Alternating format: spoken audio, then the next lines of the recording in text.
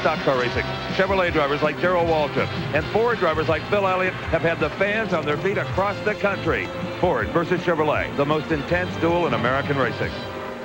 And there's a Ford on the pole here at Queen City Speedway just north of Cincinnati today. Hello, everyone. I'm Steve Evans, and we're here at this beautiful paved half-mile racetrack to cover the season opener of the American Speed Association's championship division. Now, this Thunderbird is not like the cars you may have seen in Southern stock car racing.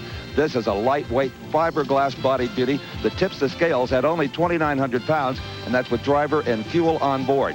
The chassis suspension, very sophisticated, a lot like a road racing stock car. Under the hood, 358 cubic inches, but limited to 9-to-1 compression for reliable racing. In the number 2 car on the pole is Mark Martin, and Mark, you got to be proud. A brand new baby and on the pole. Well, we're really looking forward to the season opener here, and we have a lot of hopes for this experimental engine and this new car. What's the toughest part about racing at Queen City? Well, the racetrack gets really slick. As you'll see about 50 laps into the race, the cars start slipping and sliding all through the corners. And, you know, you've really got to be dialed in on the chassis, and we hope we have our Miller American Thunderbird tuned right in. Okay. Good luck to you. Thank you. And Brock, the Chevy fans in the stands have got to be a little bit concerned after all those years of dominance. A Ford won here a year ago and is a real threat today. Well, Steve, on the outside of the front row is Butch Miller, and you recognize the shape of this automobile. This is one of the ever-winning Chevrolet Camaros, the F-body cars that have dominated ASA racing and short track racing all over the United States for about 15 years. And Butch looks like he's ready, but I'll tell you what, it's kind of a surprise, isn't it, to see these Fords up front now? Well, not really. The way the rules are written right now, they're trying to help the Fords along. They like to get a few more people to run them. And I think they helped them along too much. We changed the shack this morning, and hopefully by changing the shack, we're going to be able to keep up with them a little bit better. But otherwise, they're real strong, stout cars, aren't they? They got 100 pounds of extra, less weight than you do, too, as well, right? Yeah, that's right. They've given them 100 pounds, and they've let them streamline the bodies a little bit. And I don't like that at all. Well, I'll tell you what, we used to think the Camaros are about as streamlined as anything, but these Fords are pretty good looking, aren't they? Yeah, they're a pretty race car. We're going to try and keep the Camaro out in front of them. You don't want to look at the rear end of that thing too long, right? Not for long, but I don't mind watching for a while. I just I want to see him in my mirror at the end. Okay, well, good luck, Butch. And now let's go to Steve with a third-place starter and yet another Thunderbird. You bet there's another Thunderbird, Brock. This one not quite as pretty of feathers as the one we see on the pole because Bob Seneca barely got here in time to race. Yeah, we had a little late problem getting the body on, so we didn't get time to get it painted, so we thought we'd better to get the mechanical done correctly before we go and paint it. Absolutely. And, Bob, you have won more ASA races here at Queen City than any other driver. A reason for that? Well, I've raced here lots of years, and I feel I know the track really well. We just got a good record here. What is the trickiest part of the track, if there is any? There really isn't. This is a really, pretty even oval. Both corners are about the same. It's a pretty simple track to drive. Have a safe ride. Thank you much. Brock's with yet another Chevy driver. Well, Steve, and starting in fourth place is the winningest short track driver of them all, Dick Trickle. Dick, we were talking earlier with some of the guys about the Fords versus Chevrolets. We got 2 Fords, 2 Chevrolets, and you guys have really had all the best of it for a bunch of years, but now we got a couple of Fords up here, too. Yeah, well, the last year or so, ASA has made a weight advantage for a Ford to get some color in the field, and the weight advantage, it became an advantage, and the Fords can run 100-pound lighter than the Chevrolets, so we figure we got to run 10% better to run equal, so that's what we're after. Well, I figured 10%'s easy for you.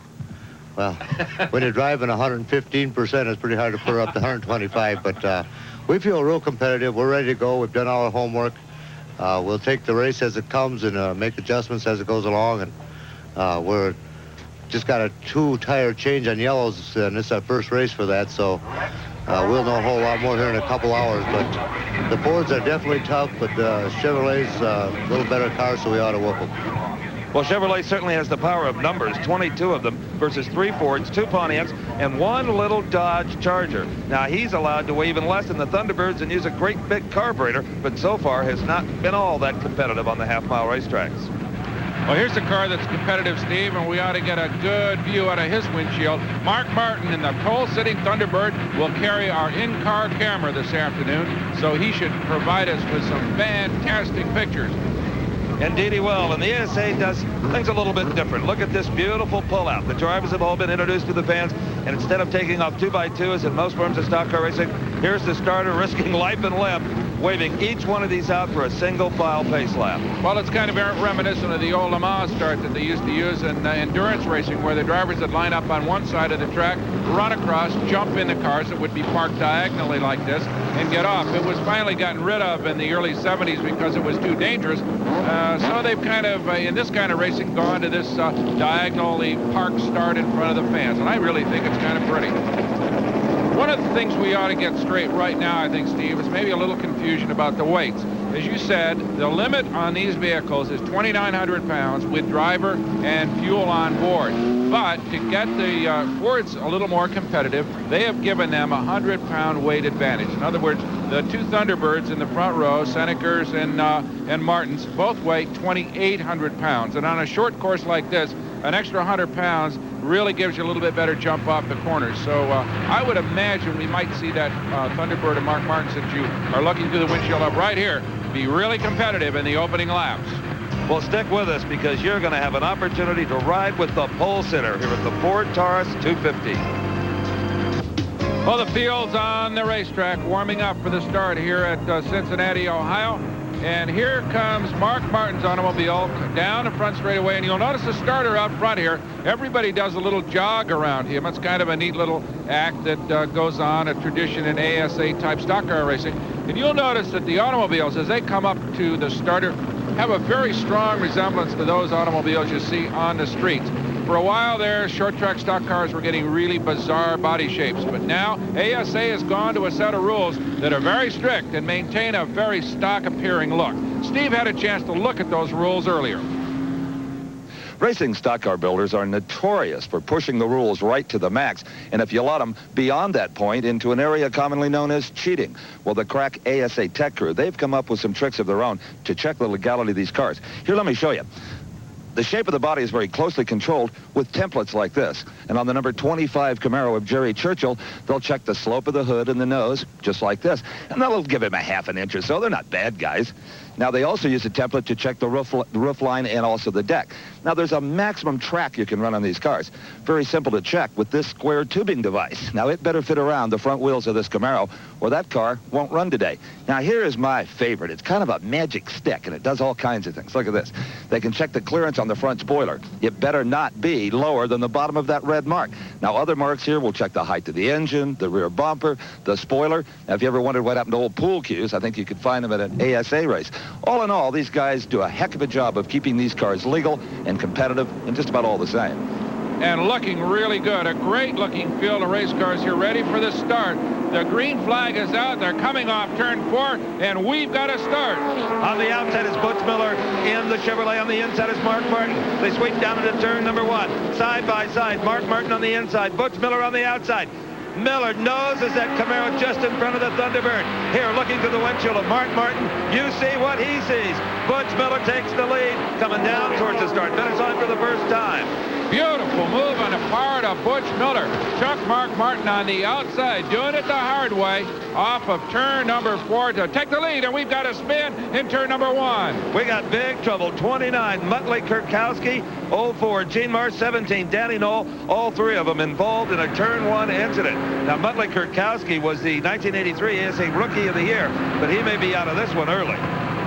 It's hard to say, Steve. These cars are really tough, and they may shed a little of that fiberglass bodywork, but the interiors, all kinds of stout roll cages and very heavy-duty suspensions, and a lot of them will get restarted. As is happening right here with 04, Gene Harsh. He was involved. Number 17, Danny Knoll. He gets back underway and is rolling around without apparent damage. So most of the field will just going to regroup. But let's have one more look at that incident and see exactly how it happened. You see the number 29 car, that's Muttley Kurkowski. He got sideways first. He got into the 04 car of Gene Harsh, taking him out. And to avoid the incident, 17 Danny Knoll spun as well. And into your picture, you will be seeing Danny Nolcomb. There he is in that number 17, number red car. Ken Lund in 22 got on the brakes real hard and thereby saved a good bunt with old Gene Harshler in the 04. I think they'll get all these cars restarted, and we should have a green pretty quickly, Steve. Oh, that's right. The ASA doesn't stay down long. They get the debris off and go racing as quick as they can. Look at that leaderboard. Those are the top 5 drivers in ASA competition, all at the front of this pack. Absolutely. These 5 guys have really dominated competition in ASA racing for quite a few years now. We've got a green. That is Butch Miller out front. Right behind him, Mark Martin with our camera car. Heading down to complete the second lap of competition here at the Queen City Speedway outside Cincinnati, Ohio. Well, earlier we talked about the Ford versus Chevrolet, and that's certainly going to come true here today. And Butch Miller out in front. He started on the outside of the pole. Mark Martin was actually the pole sitter, the quickest qualifier. And here you see Mark Martin trying to draw a bead on Butch Miller. Now, the quick way around this racetrack, generally through turns 1 and 2, is to stay down low in the groove. As the racing continues, more rubber is down. That groove may widen. In fact, hoping it's wide enough right now is Mark Martin in the Thunderbird, the red and white Thunderbird. That is car number 2 on the outside, trying to nose in front of Butch Miller. Miller has what is considered the quickest way around here. Martin on the high side. It can get a little loose up there. Martin nose to tail end, and it's Martin. Now, no one in front of him, Brock. He's got the lead. Well, you can hear that engine work accelerating down this straightaway, and then you can hear Martin back off a little bit on the throttle, set that car up to get it through turn number 2 as we watch Miller down low, still in that low groove, but Mark Martin now tucks down inside on the apex of turn number 4 to grab the lead and hold on to it. Now, Miller told you earlier, Brock, that he wouldn't mind following this Thunderbird around for a few laps to see where he goes. And I have a feeling that's what he's doing here. He did not fend off that challenge very aggressively. Mark Martin, number 2, that's your leader. But number 99, the black and silver car of Dick Trickle, riding back there in the 3rd spot. So you can be sure that Martin, checking that big rearview mirror that he's got in his car, can see not only Miller, but the number 99 Trickle car right behind him. Dick Trickle, the defending ASA champion. Just behind him is the green Camaro, 3-time ASA champ Mike Eddy. And behind Eddy is another Thunderbird, the plain Jane car, number 84, Bob Seneker. Seneker won this race a year ago in a Ford. There is Butch Miller. Butch Miller, one of the real young chargers in this league. Very, very good shoe. Has won a lot of races, but has never won the ASA championship. But he came so close a year ago, Brock. Only a few points separated he and Dick Trickle. Miller having to settle for second spot, but he won almost $80,000. Look at this, side by side. Ford on the inside, Chevrolet on the outside. Well, one thing we know for sure right now, Steve, we've got a 2-groove racetrack here. We saw Miller take the lead on the outside. Then we saw Martin do the same thing, and now Miller is going by, taking a high side to regain the lead. And still running in the 3rd spot is Dick Trickle, followed by Mike Eddy, and then Bob Seneker. Well, that's a pretty standard tactic for Seneker. He never challenges for the lead early in the race. He just kind of sits back there and gets the feel of the racetrack. In fact, that's what I guess all the top 5 guys are doing right now. Just kind of feeling it out. Eddie sitting back there in 4th place. That's the first year he's run a green car. His traditional colors have been brown, but this year, for some reason, Mike said, I'm going to try a green one. Look at this. He just tagged old Dick Trickle, moved him right out of the way, and will take over that 3rd spot. Dick was cruising along there, and all of a sudden just felt a little bump like you get on the freeway, and suddenly he was back in 4th spot. Miller has moved out to about a 3-car length lead here and seems to be moving away a little bit from Mark Martin. You know, you were talking about Bob Seneker, how he likes to lay back. Well, they call him Pac-Man, Brock, because he usually waits till the last 40 laps and just gobbles them up one at a time. Okay, here's where it's going to start getting interesting. You can see Miller up there in the white Camaro moving in on a lap car, already about to put some laps on slower cars, and that will be a moment of decision because the maneuvering will start as the leaders weave through the slower traffic. Oh, absolutely. Traffic will be a big factor here. It's the guy who can stay out of... Oh, and we have got an accident on the front straightaway. This one far more severe than the other. Can everybody get through? Oh, well, I'll tell you, some good dodging going on there. Sure was. As you see Mark Martin hold his hand up to tell everybody behind him, back it down, boys. We've got a little bit of a problem up here. It looks as if we've got 2 cars, one in the center, the main straightaway and one up against the fence right underneath the starter stand. That is Kent Stauffer's Camaro there, the number 90 car, and up against the fence, Dennis Vogel in another Camaro. We're under caution at the Ford Taurus 250. The Cincinnati skyline is Riverfront Stadium, the home of the NFL Cincinnati Bengals and, of course, Pete Rose and the Cincinnati Reds. Just west of the stadium, well, that's the 100-year-old Roebling Suspension Bridge. And just about 20 miles to the north, we've got Queen City Speedway, where Butch Miller is on the point. The yellow is still out. Mark Martin, who started on the pole in the Thunderbird, has slipped back to second, followed by Eddie, Trickle, and Seneker. We have got a restart, Brock Yates. We sure do, Steve Evans, as Butch Miller leads them off turn 4. Right behind him, Mark Martin in that beautiful red and white Thunderbird. And behind him, three-time ASA champion Mike Eddy in the green 88 Camaro. Mike Eddy looks anxious to make a move. Right on. In fact, here he comes. Mike Eddy on the outside, and he has just slicked his way right by Mark Martin. And now it is Trickle trying to get by Martin on the high side, and he is going to make it work. Into the frame of the in-car camera in just a moment. There he is. Dick Trickle is now running third. Our pole sitter has moved back to fourth. He is not a happy man. Well, the Chevy fans are cheering right now. They got three of their Camaros. 1, 2, 3. Yes, we've got a pair of Thunderbirds back in fourth and fifth. But this could be, as we said earlier, just a feeling out stage in this race, as these 5 top pros just sort of work each other out and work the racetrack out. It is interesting, though, to notice that all the passing's been done on a high side, Steve. Look at this. Mike Eddy moves from back in this spot now to take over the lead. And here goes Trickle challenging Butch Miller on the outside as well. Now Trickle putting the same move on Miller that he did on Martin. Can he make this one work? You bet he can. So just a bear of a man, 3-time ASA champion in the green car, Mike Eddy out in front. But now, our camera car, Mark Martin, is starting to make his own move on Butch Miller. Well, it seems like the high side is the fast way around this racetrack. You get down too low and you're going to get past, as we watch Martin and Miller riding side by side through the turns 3 and 4. But Mike Eddy right now has got himself about as big a lead as anybody has had in this race, and that's only about 3 car lengths. Right behind him, though, Dick Trickle, and then we've got Mark Martin, who has now moved back into third ahead of Butch Miller. Well, Miller right now is just sandwiched between 2 Thunderbirds. He's got Mark Martin in front of him and Bob Seneca behind him. Good racing here. We've seen lead changes. We've seen Eddy come all the way from back in fifth.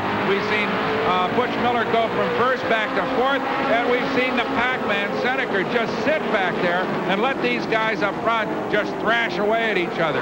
So Seneca could very, very much become a factor as tire wear becomes more and more increased for these guys up front. They are using their tires up pretty hard right now. That's right, Brock, and no one wants to make a pit stop for tires on a green flag, so you just kind of have to wait out hoping you get a caution at the right time.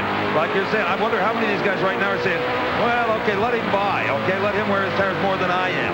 Well, believe me, a pass up high in this racetrack to get out of line and go by on the outside uses up a lot more rubber than if you sit down in that low groove, as everybody is doing right now. You notice when you aren't being challenged, they run low. But if you want to get by somebody, as you see Trickle trying to do right now, he is going to try to challenge Mike Eddy on the outside. And believe me, while it does pay off, it is very, very costly on tires. Mike Eddy won't let him work on the outside. And now Mark Martin dives underneath Trickle, and that move on the part of Dick is going to cost him second place, because he'll fall back, or at least is being challenged heavily by Mark Martin down low. Look at this. Martin right up against Eddy's bumper, but so far it is Eddy who withholds that challenge, and Dick Trickle holding on to a very tenuous second place.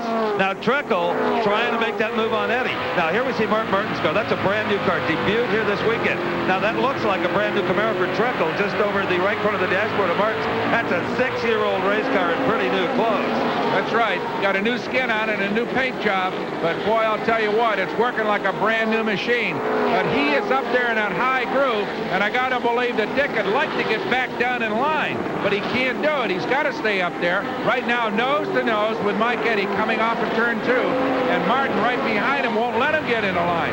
So I would expect that the tire wear on that number 99 Camaro of Dick Trickle's is more than it is with these guys that are down low. You're right, Brock. If Trickle tries to get back down low, now, you'd have to fall back to about 6th place to do it. That's right. Everybody's got him stuck up there, but fortunately the race car handles well enough so he can stay with the leaders in that high groove. Well, look at this. Martin continues to push on him, and now, slow but sure, it looks as if Trickle is going to fall back. He has no place to go. And we're going to have some new players in this chess game. There's number 90, the Stover car that was involved in that front straightaway crash. Now that is Mike Getty trying to put him a lap down. All right, well, that offered the opportunity to Trickle to get back into line. So as Mike Getty moves up on those lap cars, he's got Trickle right behind him, then Mark Martin in our camera car. You can see right there. Notice the field moving outside, the slower car staying down low, as the high side is the way to pass. So it now looks as if Trickle has himself a shot for a while. Well, it'll be interesting to see if he tries to go outside again, Steve, to try to get by Eddie, or to just sit back there for a while. Look at, here comes Martin trying to high side now. That's right, and Eddie getting around the lap traffic. Here comes right behind him Mark Martin.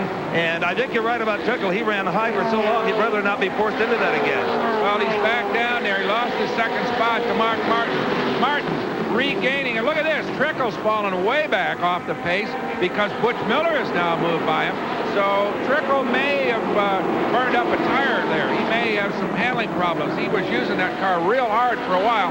But here comes Martin and Eddie nose to nose, and it looks like Martin's going to retake it. Yes, Mark Martin back into the lead. Terrific racing here. And Martin using his head there, Brock. He went high intentionally. That was the best place to be to get around all of those lap cars. And here's the race for the second position. Butch Miller right on the back of Mark Martin, and Mike Getty, the green car behind Miller. So they moved through all that lap traffic and sorted themselves out, basically in much the same pattern as the when they got into it. Mike Getty falling back to third, but here comes Butch Miller to challenge Mark Martin down low. So far, it has not worked that way. The high side has been the passing side, but Miller may make it work down low. Butch has had a beautiful handling car, just kind of sat back there watching Trickle, Martin, and Eddie go at it. And now, Butch Miller, remember, led the opening lap, but he passed Martin on the high side, and now it looks as if Butch may be trying to regain the lead and take command of this race again. He is going to do that, Brock, and I have a feeling that he intentionally stayed alongside Martin to keep Martin up high like that. I think Miller could have passed him before he actually executed. Well, there goes Butch back into the lead again. This is about the 6th lead change we've had already in this event. And Mark Martin, though, just driving steadily. You notice he's not working that wheel real hard. You can see his hand just staying in there, hanging on in the Ford Taurus 250. Butch Miller leads it. We've got a super race on our hands. Stay with us. You're green, and Butch Miller leads it here at the Queen City Speedway. The Ford Taurus 250. I'm Brock Yates along with Steve Evans. And so far, a sensational struggle for first place between 5 of the finest names in short track stock car racing anywhere you'll find them, Steve. And 2 of those 5, Brock, are battling for the 3rd spot. The distinctive green car, number 88, that's Mike Getty, and right on his bumper. Now, in fact, alongside him now is Dick Trickle for the 3rd spot. It's just been like this since the green flag first fell. Well, Mike Getty led it for a while. Trickle has been challenging all day long as they go down into turn number. Look at this. Eddie gets a little loose, and we've got 2 cars up against the fence between turns 3 and 4, Steve.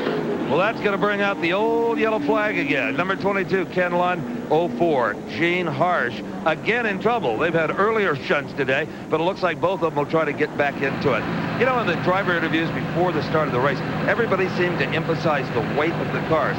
Not only is that a problem for the builders and the drivers, it's also a big enforcement problem for ASA. Earlier, Brock Yates took a look at how the tech guys control weight. This is the automotive equivalent of a Weight Watchers clinic. This ASA stock car is being driven onto the scales here at the Queen City Speedway, and it's going to have its weight checked. Now, technical inspector Ron Machin will check the weight, and he's going to make sure that that vehicle weighs at least 2,900 pounds, a minimum weight, including the driver and being full of fuel. Now, if it weighs less than that, he'll send it back, and the guys are going to have to put some ballast on that car. But more than that, Ron will check the weight for the right and the left side weight bias. Now, if you build a car without any rules, you probably put all the weight on the inside. That would be on the left side, so you get better handling in the corners. ASA says you can't do that. They'll let you do 58% on the left side and 42% on the right side. If you do it a little bit more or less, then they'll make you change the weight around. So how do you figure out, say, 2,900 pounds and 42% of that? Well, Ron's got a trick. He's got a little computer readout here, so he just goes down the table and tells the guys to, if you want to run really right, you're going to have 1,218 pounds on the right side and 1,682 pounds on the left side. Remember that. We're going to do a test later. Well, Brock, as long as you had the computer sheet, you should have got the readout for the Thunderbirds, because it's going to be a bit different. We got the leaders coming into the pits. Everybody going to take advantage of this yellow flag. Now, they'll take on fuel, Steve, 22 gallons, but remember the rule that Dick Trickle mentioned.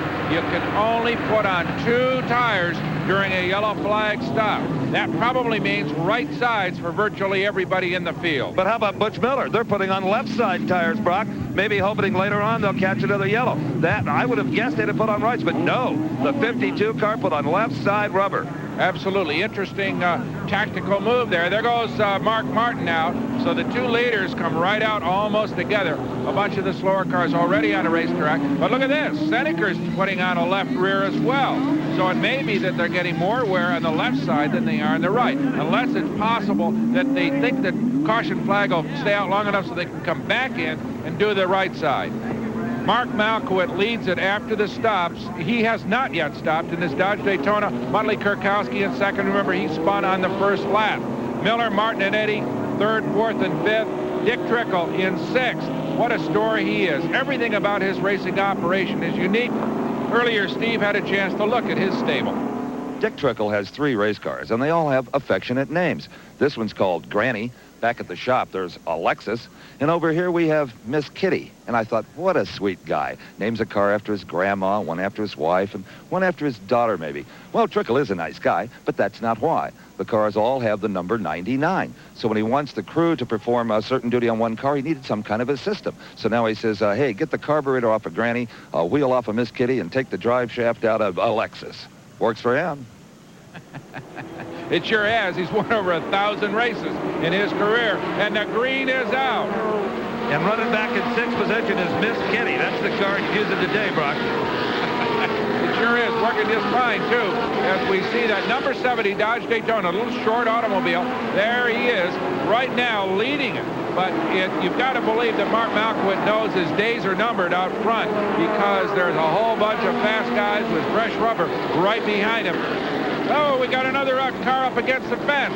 That is 79 Bobby Donner, who has backed into the rail and has taken a severe shot to the left rear quarter on that car. Bobby Donner, always a competitive runner from Milwaukee, Wisconsin home base for so many of the ASA drivers. Now, he's going to try to limp that in the pits and see if the crew can do anything with it, but it could be terminal. So again, we are under yellow here at Queen City Speedway, but what racing we have seen, and you can expect that trend to continue. Famous because of those antics on that show. No antics here, though, Steve. They're still under caution, but Mark Martin right now and Mike Eddy, they've been going at it all afternoon, and right now they're going back into the pits. This will be the second pit stop under this caution for the leaders. You saw Butch Miller come in, and here is Martin. You're riding with him as the crew greets the number 2 Thunderbird. Now, he already took tires on the right side.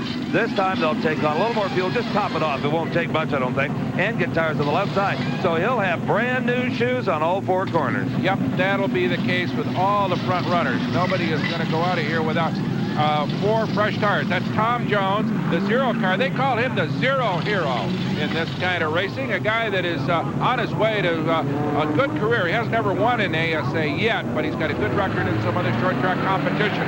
Okay, there goes Mark Martin underway. He'll warm up his tires and wait for the green to drop. But in the meantime, we've got an interesting little surprise for you.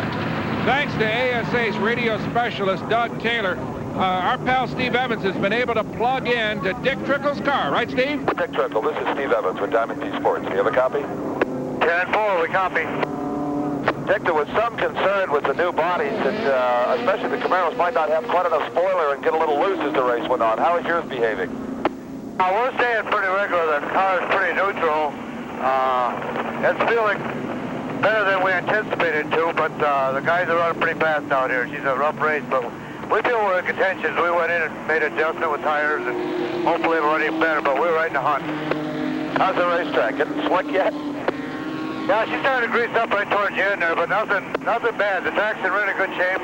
Fine name for racing. Okay, Dick, we'll be talking to you a little later on. Thank you. Thanks for jumping in.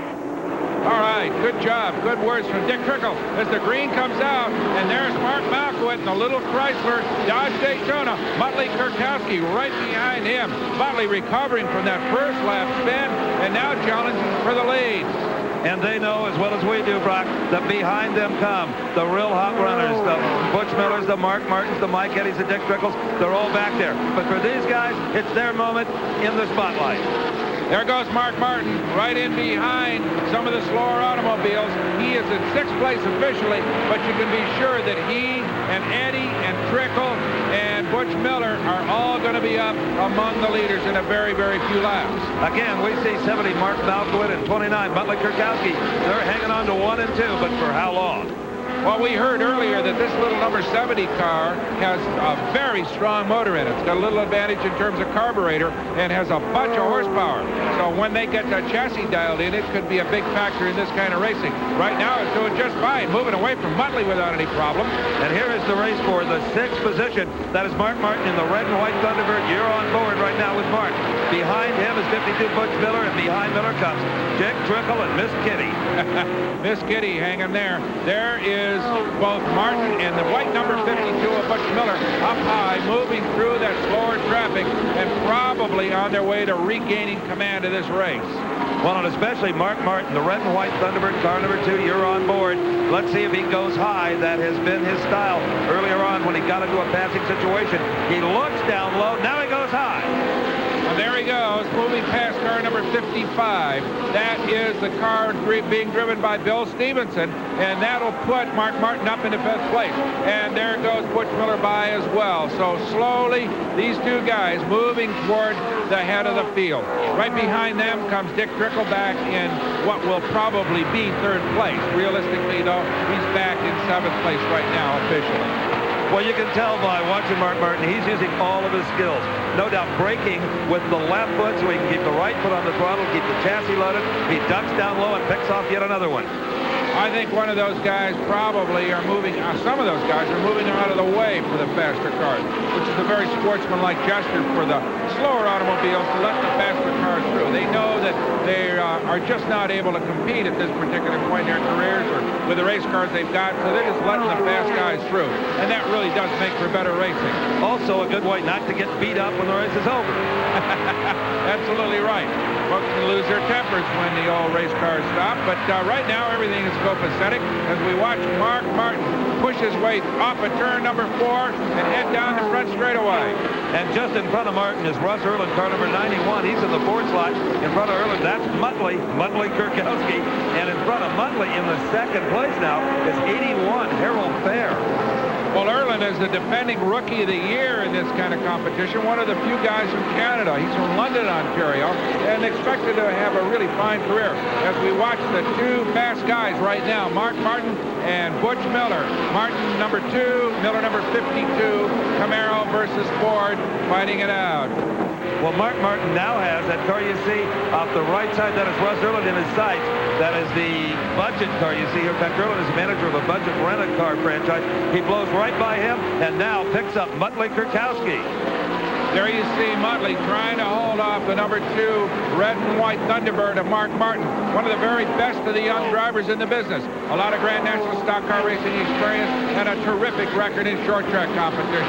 And Martin also driving a well-prepared car built by Ray Dillon, who manufactures so many of the chassis in ASA competition. And this is kind of Dillon's house car. He's a part owner of this car. Ray Dillon out of North Liberty, Indiana, along with Ed Howe, the premier chassis builders in this kind of competition. One of the very best in the business anywhere. Well, here comes Butch Miller on the outside, around 29, Muttley Kurkowski. And now there's about 10 car lengths between Mark Martin and Butch Miller. Here they go through turn number 4. And right now, Martin has got himself a clear racetrack, and Butch Miller as well. So they're clear of the slower traffic and starting to move in on the leader, who is Mark Malkowitz, is still in the little Dodge Daytona, doing a good job. I don't know, Steve. I don't think he stopped, though, and I don't think he's got fresh rubber on that car. I agree with you, Brock. He just wanted to lead as long as he possibly could. He's doing a good job right now, and he certainly is not giving way all that quickly. As we watch the green 88 of Mike Eddy challenging Russ Erland for that number 8 spot. This is Eddie in the green car on the inside, and he has got early. He took him quite easily, actually. Well, he did, because, again, he is one of the 5-car elite in this kind of racing. 3 times ASA champion, as we watch Mark Martin take the number 2 spot away from the 91 car of Harold Fair. So now Mark Martin, and you can be sure number 52 Butch Miller will go after the leader in the Dodge Daytona, Mark Malkiewicz. In fact, they're closing in on him right now. There they come, Martin and Miller, trying to run down the young man in the little Dodge. And it is only a matter of a few more feet, probably, unless we have a miracle happen. Mark Malkiewicz playing the little rabbit car, trying to stay away from the jaws of that big red and white Thunderbird of Mark Martin, but I don't know whether he can do it. Here they come, down into turn number 3. Martin, right behind him, Butch Miller. Up high a little bit, Mark Malkiewicz in the Dodge Daytona. There you get the look. That is what Mark Martin is seeing right now as he sweeps down low, coming off turn number 2, down the back straightaway, and he's got a nose out in front of Malkiewicz, but Malkiewicz's not giving way too easily, Steve. No, he's not, but look at Butch Miller. Miller follows right behind Martin. You'd think they were teammates at this stage. Miller was in no hurry to get around Martin, just using him to kind of pick his way through the field. Now you can bet Miller will go after Martin. So the 2 cars that started on the front row regain 1 and 2 here at the Queen City Speedway. Stay with us, though. We got a long way to go. Well, car number 70, Mark Malkiewicz, who enjoyed the lead briefly, has now slipped back to 3rd, and Mike Eddy and Dick Trickle are both dogging him for that position. I'm Steve Evans along with Brock Yates, and we're here at the Queen City Speedway for the ASA Ford Taurus 250, and what an automobile race this has been. We've had all kinds of lead changes among the faster guys, but even that when they slowed down and went into the pits, we had the little Dodge Daytona, the number 70 car, now being challenged by Mike Eddy in the 88 Camaro. But Mark Malkiewicz did a good job kind of filling in for the leaders while they were getting their tires changed and their fuel tanks filled up. But Mark's got to stop here sooner or later. Well, I think the little Dodge Daytona got everybody's attention today. Right now it has Mike Eddy's full attention as he tries to pass on the inside with the green Camaro. Well, he's down low. That is the only way you can get by Mark, because he's been riding that high groove all day long, up on top of this high bank, half-mile asphalt Queen City Speedway, which incidentally, Steve, began its life as a dirt track. And some of the most famous names in dirt track racing, including A.J. Foyt, raced here. Right now it is Mike Eddy getting around the Mopar automobile, forcing Mark and car number 70 back into the 4th spot. So it's kind of regrouping, reshaping itself as we watch Mark Martin and Butch Miller battle it out for the lead here. You talk about a Ford versus Chevrolet battle, Steve. What more could you ask than that? Boy, it has been just hammer and tong throughout this event. And Butch Miller seems confident on the inside, Martin on the outside, so the two just stay side by side. Miller seems to be able to run low a lot more comfortably than Martin does right now. And, of course, he's not going to let Martin get down low, because they're just going to hang right there in a 2-groove battle here on this half-mile racetrack. You know, Mark Martin, appearance and personality, which reminds you a lot of Jeff Bodine, the NASCAR stars. He takes the lead here. Well, they both come from the same basic backgrounds, long experience on short tracks all over the Mark more in the central of the United States and the south. Of course, Bodine from the northeastern United States. In both areas of the United States, this kind of competition is extremely active, and that produces brilliant race drivers. And, you know, Brock, considering the close quarters of Queen City Speedway, the number of entrants, the accidents have really been kept to a minimum. Well, these cars are very well set up. They handle well, as you can see, all over the racetrack with very sophisticated chassis.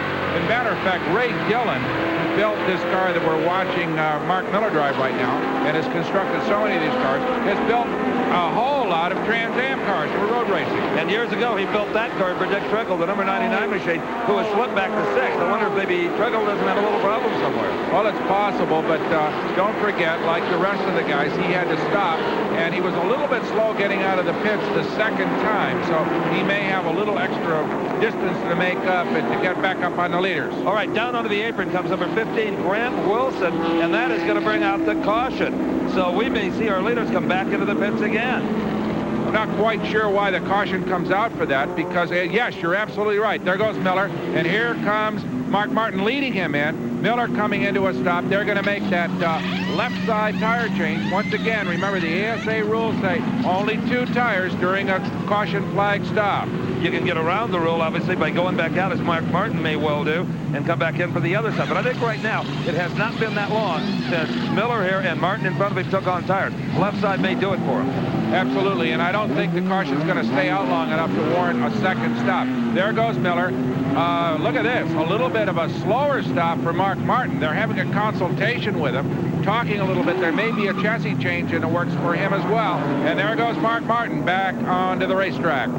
Brock, when you and I first saw the ASA cars a couple of seasons back in famous old Winchester Speedway, they had kind of a unique appearance to them. They called them stock cars, but they kind of had big, wide, bubbly fender wells and shoveled front nose. Well, the ASA made a couple of rule changes that has brought about this almost showroom appearance on these cars. Like most stock car racing organizations, until a few years ago, the ASA required that the builders use the stock steel roof, trying to keep something on the car stock. But suddenly, with the big, wide fiberglass fenders like this 12-pounder here, the cars bore little resemblance to the Detroit counterparts. So ASA said, okay, let's go to a fiberglass roof, allow about 2 inches more in width to bring the cars back to looking like Camaros and Firebirds. So now you can use fenders like this, very, very lightweight. You can use fiberglass hoods, fiberglass anything for that matter, and it takes about 12 components to put the body together, all under 200 pounds. But to keep them all looking the same, the body components must be approved from the factory, from the manufacturer, for ASA competition. All right. Good definition of what makes these cars look so good. As we have the leader change, Tom Jones has not come in that zero, that black and silver zero Camaro of his, so he holds on to the lead. Remember now, Butch Miller had a lot quicker stop, so he leads Mark Martin. As the green comes out, we've got a new leader, number 0, Tom Jones. There he goes, down low, into turn number 1, trying to stay ahead of Butch Miller in that white number 52, and right behind him, the number 2 Thunderbird of Mark Martin. Well, enjoy the lead while you can, Tom Jones, in that zero car. Jones did not pit, so obviously he inherited that lead, but here comes Butch Miller and Mark Martin. In fact, Mark Martin running right up alongside Miller as we watch him steer that Thunderbird. So, still holding on to the lead, the Zero Hero, as they call him, his pals up around Northbrook, Illinois, and that pretty number 0 black and silver Camaro. But, boy, has he got a couple of hot shoes on his tail right now. Boy, they just formation blind now, Brock, side by side, all the way around this racetrack. And look at the outside, the center of your screen. That is Miller, followed by 99 Trickle, and, of course, the green car of Mike Eddy. Now, they are running 3rd, 4th, and 5th. With the lead, still the Zero Hero, Tom Jones. But behind him, in fact, pulling alongside him, is the Ford Thunderbird of Mark Martin. Martin may again take the lead. Remember, he started on the pole, has led a number of laps. And right now, Tom Jones, a little tougher opponent maybe than Martin thought he'd be. Jones is running high up in that group pretty comfortably. Well, there you hear the deep-throated roar of that 355 cubic inch Ford V8 as it accelerates off turn number 2 and dives underneath the Camaro of Tom Jones. Mark Martin about to reassume command of this race. But I'll tell you what, a stubborn competitor indeed in the case of Tom Jones, who just finally now gives way to the faster Thunderbird of Mark Martin. And some of the drivers, Brock, will argue with ASA about their choice of that little 390 carburetor. First of all, look at this. Butch Miller, followed by 99. Of course, that's Dick Trickle in the green car of Eddy. The race is for 3rd. It sure is. 3 of the best going at it. And they will probably move up and challenge Tom Jones here fairly quickly as well. But right now, Mark Martin is broken clear. You know, Steve, you might think that Tom Jones would act a little bit as a roadblock, but he is right in there. He is running just as quickly or almost as quickly as everybody else. Mike Eddy has gotten around Dick Trickle and is now picking up the pace going after Butch Miller. And look at Miller. He is right alongside Tom Jones, and he may actually challenge for the lead here. Well, I'll tell you, it doesn't take long for developments to occur in this kind of racing. Well, there goes Eddy now. He is moving under Tom Jones, pushing him back. And look at this. Eddy's going to take a shot, and yes, he He gets by Butch Miller. Miller got a little loose going into turn number 3, and that's all Mike Eddy needed to move up into the second spot. So right now, we got Martin leading it, Eddy right behind him, Butch Miller coming back. Here comes Trickle trying to get under Tom Jones, and will probably retake 4th place. You bet, Brock. I like his chances. He is on the inside. He should be able to make it work there. That is Jones on the outside, just across the start-finish line. Now down into turn number 1 with a slight advantage on the inside is Dick Trickle. Now he may be able to make it work right here. Yes, he does. Back into the 4th position goes Dick Trickle, and he darn near gets Butch Miller, and he almost gets sideways trying. Okay, there's Trickle moving past that number 90 car. That's the stopper car that lost its hood in that earlier crash. And right in front of him is the blue Camaro of John Wilson. Trickle trying to get by him as well. But look at this. Mike Eddy taking a shot at the leader, Mark Martin, coming off the 4th turn, and he takes him. Mike Eddy down low takes the lead. And the first passes I can remember, Steve, where the lead has been lost on the low side. Well, they call Eddy the polar bear. He's big, he's strong, he's tough, and right now he's in the lead of the Ford Taurus 250. Stay with us. Benny, well, a whole lot of things, including maybe more soap than any other city in the world, because this is the center of Procter & Gamble, one of the largest employers in the town and a great civic benefactor. This is P&G Square, a beautiful landmark right in the center of town. But right now, let's go a few miles north, where Mike Eddy continues to dominate the ASA Ford Taurus 250.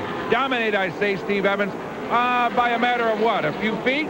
Well, I don't know how long he'll dominate either, Brock. It seems like if you don't like the leader, just stick around. There'll be a new one. The real race right now, though, is between the man we see driving here, Martin Martin, and the guy behind him, Butch Miller. Miller always likes to lead, never likes to sit anywhere else. Well, you can see right now, though, that Eddy just drove by Mark Martin a little earlier and now has moved out. This is a big lead here. This is about 2 car lengths, and based on the competition we've seen here today, that is almost domination.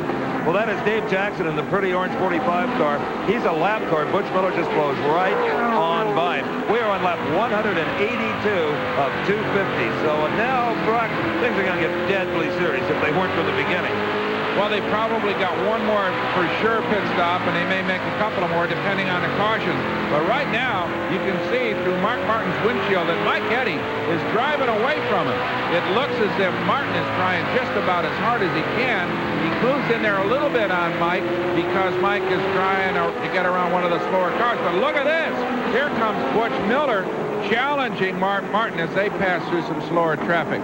Miller, all of a sudden, right on Mark Martin's tail. You know what Butch is thinking right now?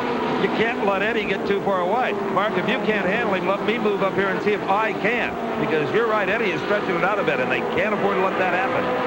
Looks as if Mark was a little bit loose up there on the high side, whereas Butch Miller looks nice and level, nice and smooth. The car is all hooked up. But right now, Mark Martin has moved in a little bit on Mike Eddy. There was a time there when he was losing some ground, but now it looks as if maybe he's gaining. But look at this, Steve. You know, Eddy must have some real power in that green Camaro because he seems to pull him on the straightaways. Yes, he does. Martin tries to tuck down him in on the turns, but he's just not there to deal with. And all of a sudden, Martin, oh, and look at Butch Miller. He flies right by Mark Martin on the inside. And now let's see if Miller can gather up Eddy. Right. This will be interesting to see if Miller can do what Mark couldn't seem to do based on horsepower available to him. There they go. The green 88 of Mike Eddy leading it here. Right behind him, the white 52 Camaro of Butch Miller. And in the 3rd spot, the number 2 red and white Thunderbird of Mark Martin. A 3-car race, but still, Eddy holds off Miller about as effectively as he did Mark Martin, and that is Dick Trickle back in the 4th spot. Hopefully, we'll get a chance to talk with him again if we get another caution to find out if, in fact, the track conditions are changing. This racetrack tends to get greasy in the later stages of a long race, and that could be a factor.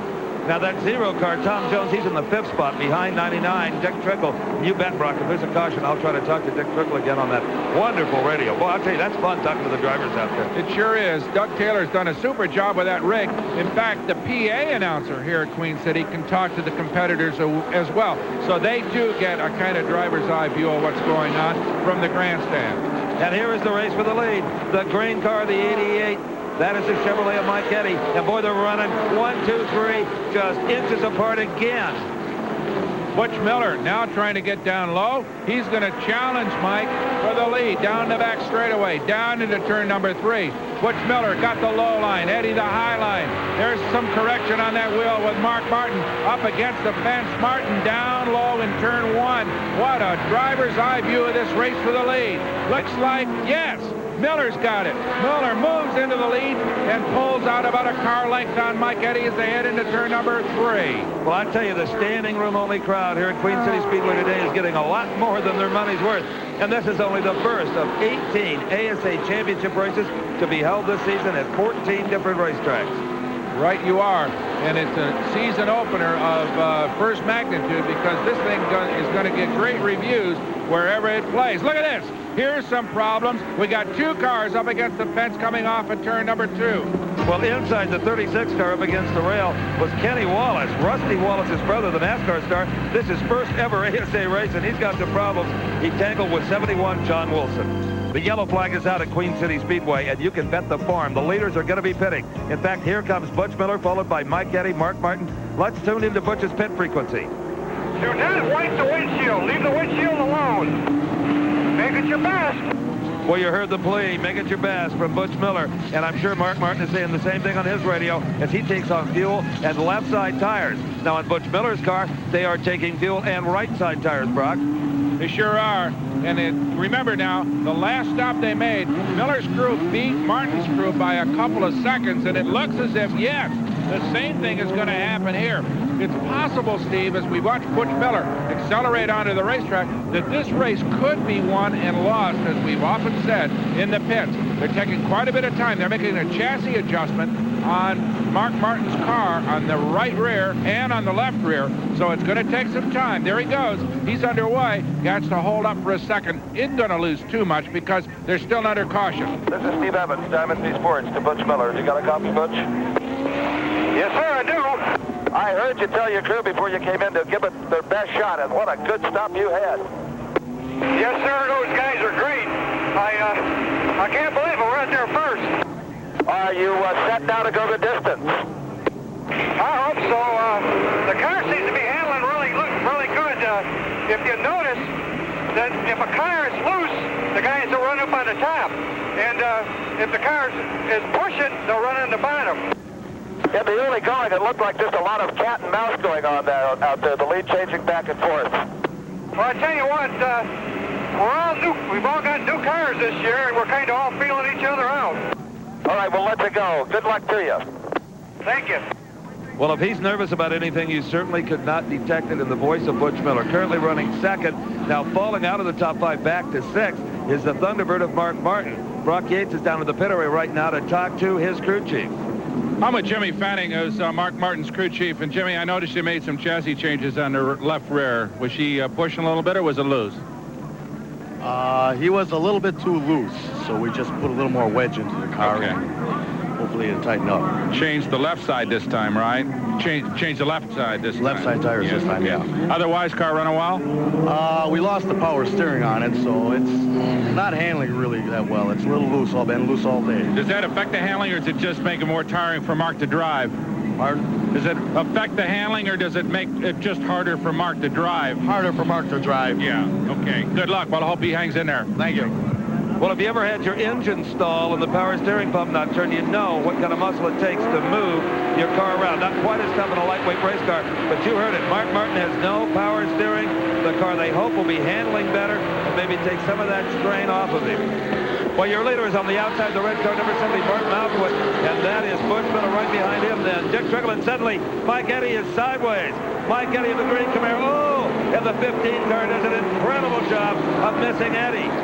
He does for a second, then he's tagged. That's 15 Grant Wilson, and 79 Bobby Dowder gets him. So we've got, there goes Mike Eddy getting back underway. But look at poor old Grant Wilson's car. He really got smacked in that second collision up there high on the racetrack with Bobby Dowder. Let's take one more look. There is Mike Eddy in that green car right in the center of the pack, diving down inside. Right behind him is the number 55 car of Bill Stevenson. There goes Eddy. Stevenson and he make contact. You see them both do 360s on the racetrack. Things look like they might clear up, but here comes Wilson just moves out of the way of the spinning Eddie, but there is the trouble right there. Good night. That is Bob Dodder in the 79 car.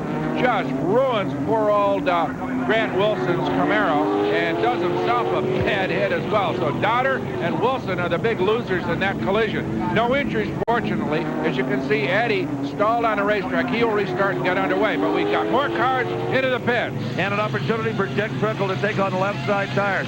When we saw that replay, it was almost like Mike Eddy didn't know Stevenson was there. Also, back in comes Mark Martin in the number 2 car. He'll take on some right side rubber.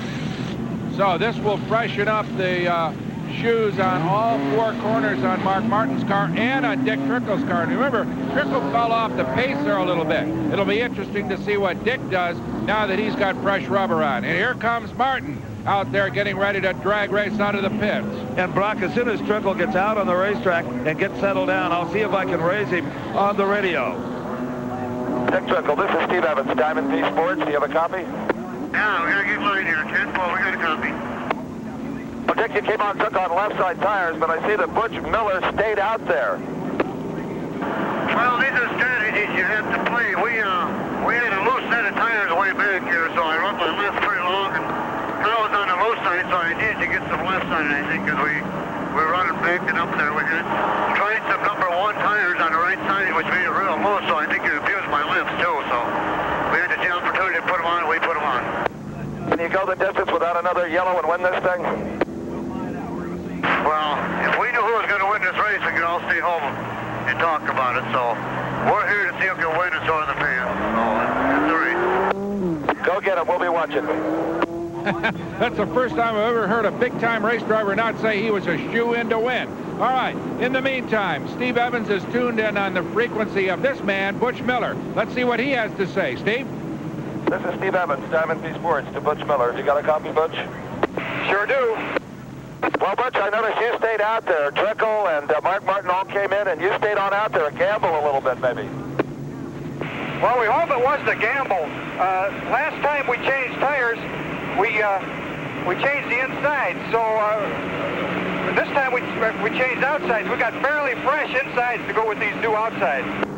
Could be a heck of a shootout to the finish. You know, everybody's going to be racing now. No more playing any games at all. I'll tell you what, they're going to be after me, and I'm going to be scooting just the best I can. Okay, we'll be watching. Thank you. Well, you can be sure that that young man, Butch Miller, is going to, as he says, scoot, because the green is out, and it's Butch Miller off turn 4 with a good lead. He got himself a super jump on the green restart, Steve. You bet he did. I mean, he was, let's call that a hold shot in drag racing. Look at him. This is the biggest lead anybody has had all day long. He's got a clear racetrack. Everybody else, his arch rivals right now, are stuck in some slower traffic. So Butch Miller has an opportunity to really put it on some of the faster guys.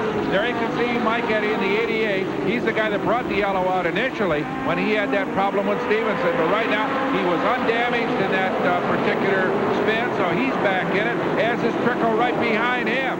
Now running second is the 88 car of Mike Eddy. He did not come in for a pit stop after that spin.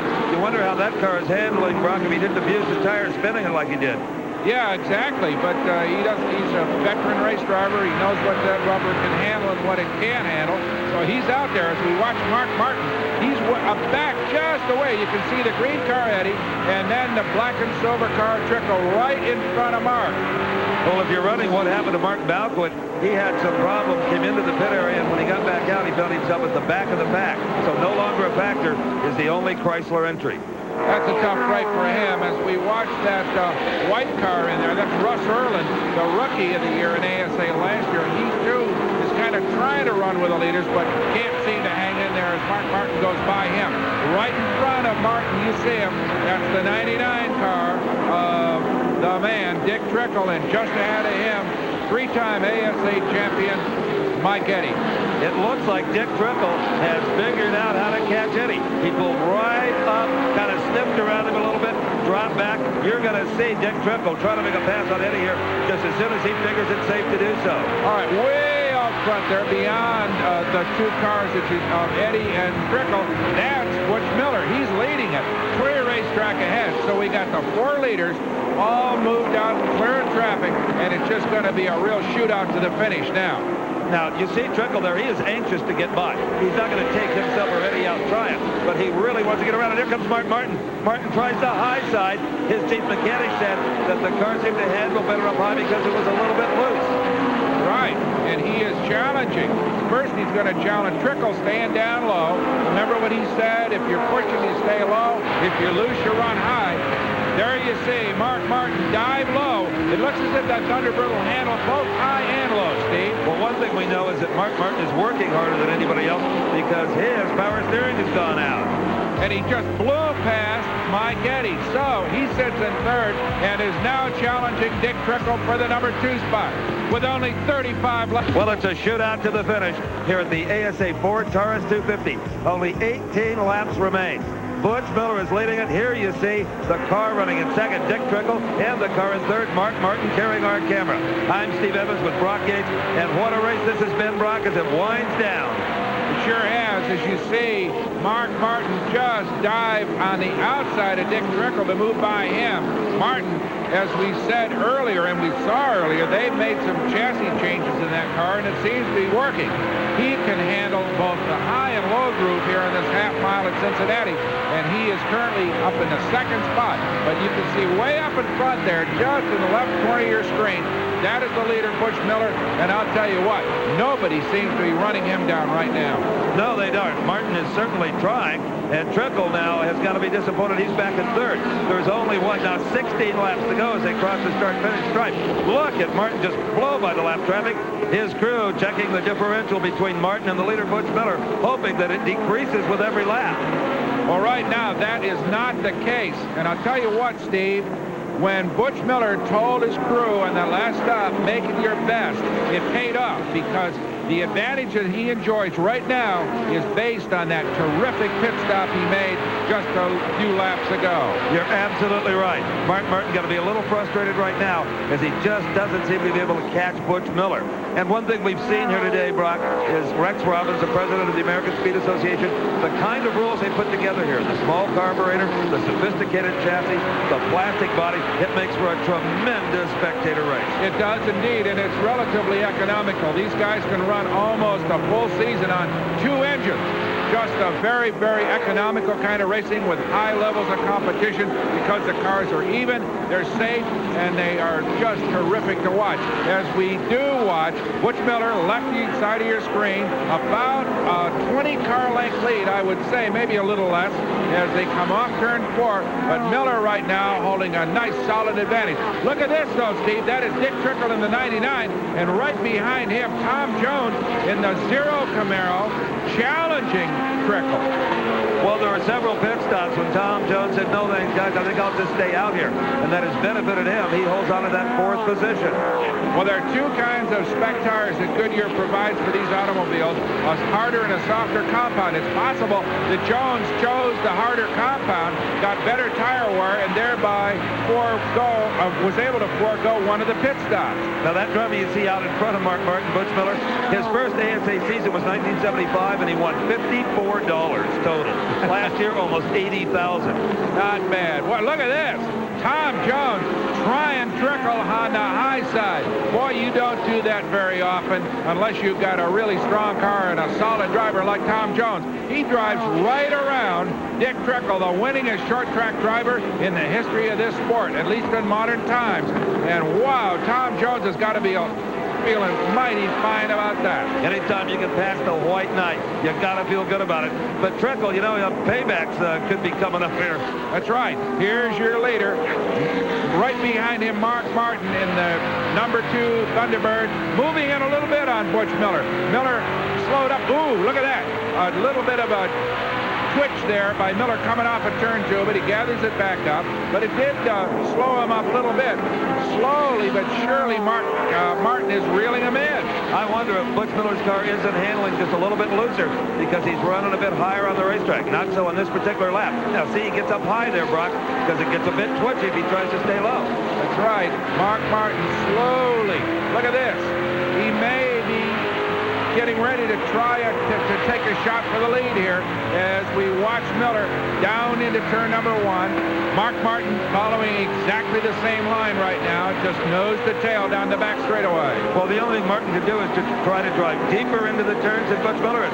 The only way he can make up any ground whatsoever. Here is Martin. Whoa! And Martin may have just grazed the wall there, Brock. He's doing exactly what I said, driving in deeper and getting on the throttle earlier than Miller, hoping he can make up that little deficit. Oh, boy, he's right up against the fence once again, coming off of turn number 4. There's a slower car in the way of Butch Miller, and Mark Martin hammered down. He's got only one more lap to go. If he doesn't pull it off now, he's a second-place finisher. Look at this, back straightaway. Both crews watching the finish. That is the crew of Butch Miller. They are just a turn or so away from winning the opening race of the season on the ASA Championship Series. Is it going to be Miller? Yes, it is.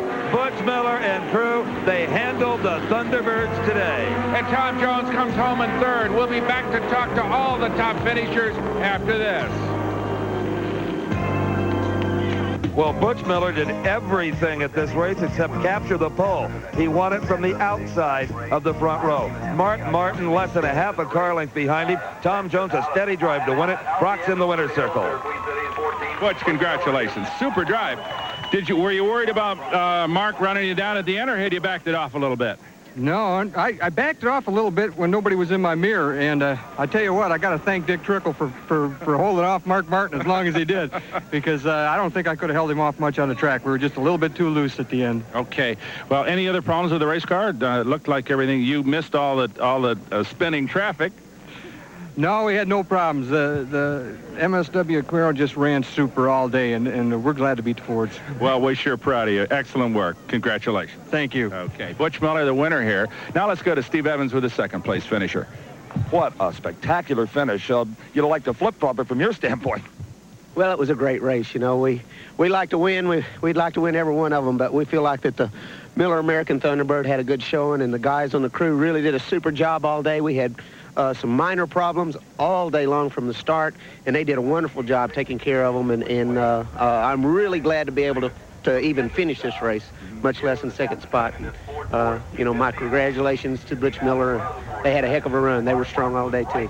Okay, Brock. I'm with Tom Jones, who ran a beautiful third here. And, Tom, I understand from Ray Dillon that about a week ago, that thing, number 0, was a pile of tubes on his shop floor. Is that right? It sure was. It was just a dream a week ago Thursday. And I tell you, the people at the Dillon Enterprises worked their tails off along with us for the last week. And we were working up till the time we went to the race. We were the last car in the starting line because we weren't finished with the car.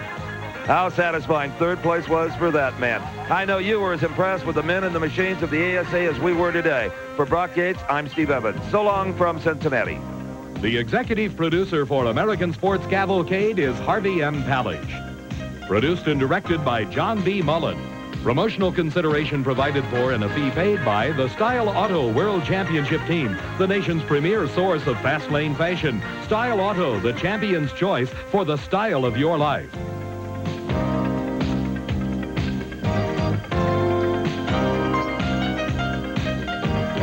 The American Sports Cavalcade is a presentation of Diamond P Sports.